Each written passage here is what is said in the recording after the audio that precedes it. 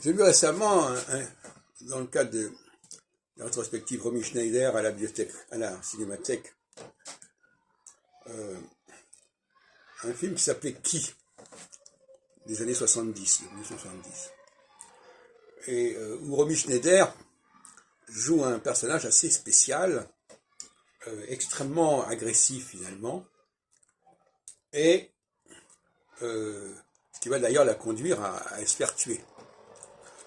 Alors, dans les années 70, on disait peut-être des choses sur les relations hommes-femmes qui étaient assez percutantes, si on peut dire, c'est le moins qu'on puisse dire.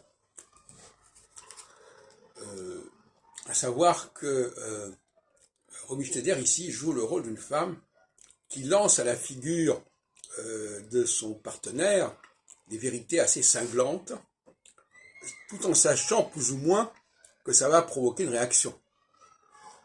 Et là, il y a le problème de ce qu'on appelle le ça, au sens freudien du terme, quelqu'un qui fait des choses, qui dit des choses, et sans se soucier des effets, des conséquences. Parce que sur le moment, il y a cette pulsion, cette compulsion qui entraîne tout le reste.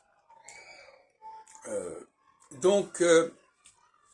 voudrais revenir un peu plus sur la question de l'organisation de la société aujourd'hui. On fume de moins en moins, et ça c'est quand même au bénéfice des femmes, parce que souvent les femmes ont eu à subir la tabagie des hommes, mais en contrepartie, si vous voulez, les femmes, malgré leur féminisme, continuent à porter des tenues souvent assez provocatrices. C'est leur privilège. Les hommes ne revendiquent pas généralement ce goût des couleurs, ce goût de montrer son corps comme ça. Donc ça, c'est quelque chose qui n'a pas disparu, de même que ça n'a pas disparu la parole, le fait de parler devant des étrangers, notamment dans les transports en commun ou au téléphone, etc., au téléphone portable, si ce n'est que dans les bibliothèques, par exemple, on veille à ce que les gens ne parlent pas.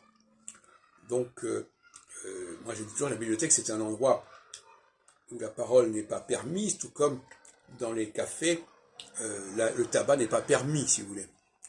Il y a une sorte d'équilibre qui est là, plus ou moins, des espaces réservés qui protègent les gens de certaines agressions, à la fois physiques et verbales.